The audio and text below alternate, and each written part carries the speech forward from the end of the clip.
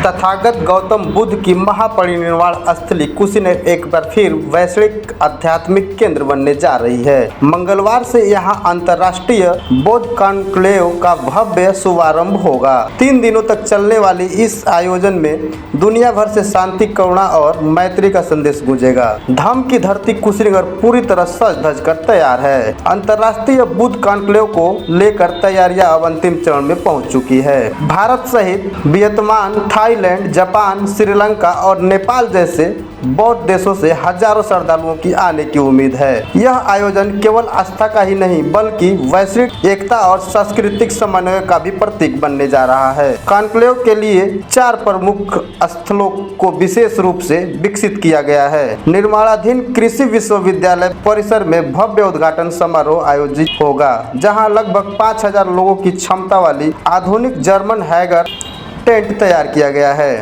परिनिर्वाण मंदिर परिसर में धम्म डायलॉग का आयोजन किया जाएगा, जिसमें विभिन्न देशों से एक बौद्ध भिक्षु और विद्वान शांति और करुणा का संदेश देंगे। वहीं शांति वन में पेंटिंग प्रतियोगिता और साधना शिविर का आयोजन भी प्रस्तावित है, जो इस आध्यात्मिक महोत्सव को और भी विशेष बनाएगा। पूरे क्षेत्र में विभिन्न मठों और मोनास्ट्रियों द्वारा चैत्य निर्माण और सजावट के चलते कुशीनगर पूरी तरह आध्यात्मिक रंगों में रंग चुका है। प्रशासन इस आयोजन को ऐतिहासिक बनाने में जुटा हुआ है। विदेशी मेहमानों के स्वागत के लिए विशेष तैयारियां की गई है। सुरक्षा के दृष्टिकोण से पुलिस प्रशासन भी पूरी तरह अलर्ट मोड में है। ट्रैफिक और पार्किंग व्यवस्था को सुव्यवस्थित किया जा रहा है ताकि श्रद्धालुओं को किसी प्रकार की असुविधा न हो सके।